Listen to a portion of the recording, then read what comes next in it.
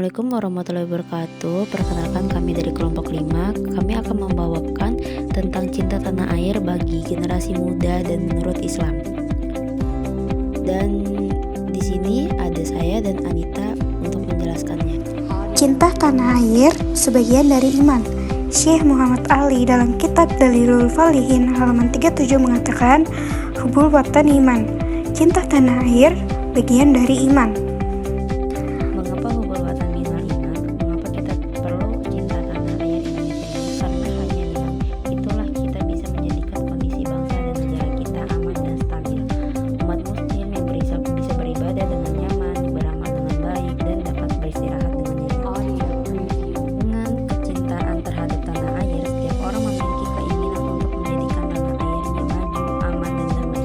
Dengan cinta tanah air, seorang tidak memiliki keinginan bangsanya hancur dan pecah belah, penuh konflik dan saling bermusuhan. Konsep cinta tanah air sebagai sebagian dari iman tercermin dalam ajaran Islam. Rasulullah Muhammad SAW mengajarkan umatnya untuk mencintai dan memperjuangkan kebaikan di wilayah tempat tinggal mereka.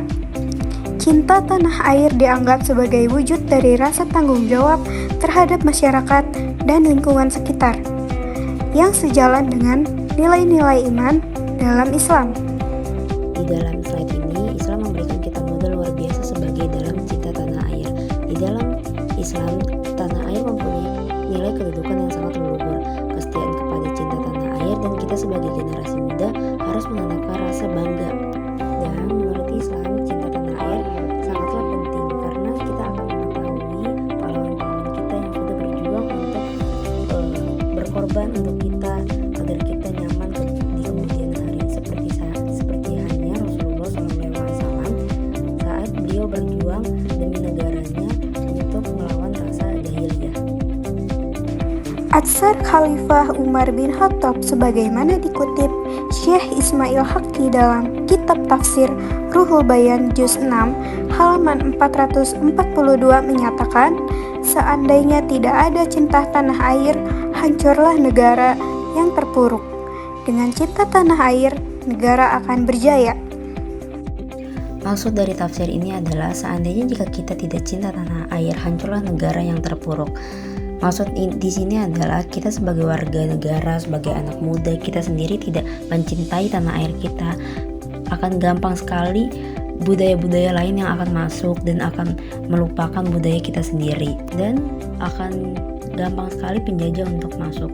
Justru sebelum penjajah datang, pahlawan-pahlawan kita sudah bersusah payah agar membebaskan negeri ini, agar kita sebagai anak muda, sebagai penerus bangsa nyaman tinggal di sini, berkuliah, bekerja.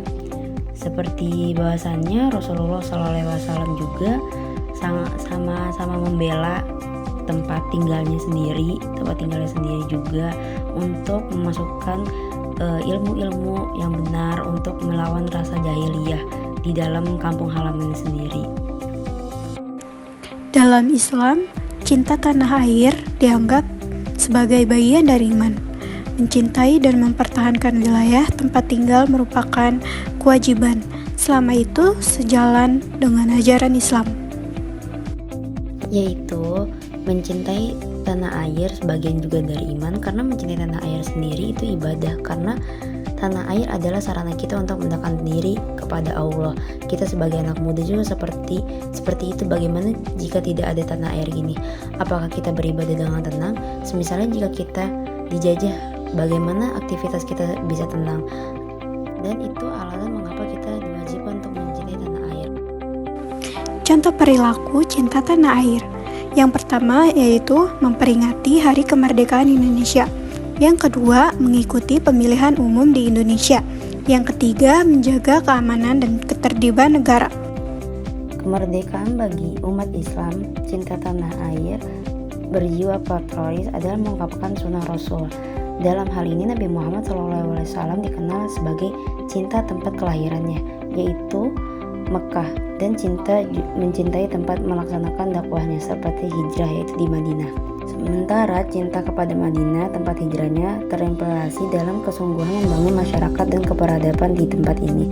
Di tempat ini beliau melahirkan Piagam Madinah, sebuah piagam kesepakatan yang mampu menyatukan keberagaman dalam kesatuan kehidupan bersama yang maju dan keberadaban.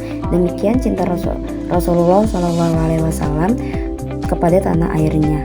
Jadi kita wajib memperingati kemerdekaan Indonesia karena Nabi Muhammad saja memperjuangkan tempat kelahirannya untuk melawan dari kedahiliahan maupun tempat hijrahnya. Yang kedua adalah mengikuti pemilu. Mengikuti pemilu adalah salah satu cinta tanah air karena di dalam Islam hukumnya wajib. Mayoritas ulama mengatakan menggunakan hak pilih dalam pemilu adalah kewajiban agama dengan status hukum fardu. Di antaranya disampaikan oleh Imam Al-Mawardi dalam kitabnya. Kita sebagai generasi muda, suara kita sangat dibutuhkan karena peran anak muda lebih berpenting atas kemajuan negara. Jika warga negara salah menentukan pemimpin akan bermasalah ke depannya. Karena jika kita sudah dipimpin, kita wajib samina wa ta'na, yaitu menuruti apa kata pemimpin. Pada zaman Rasulullah, contoh konkret cinta tanah air terlihat dalam kebijakan-kebijakan beliau yang mendukung kesejahteraan dan keadilan di Madinah.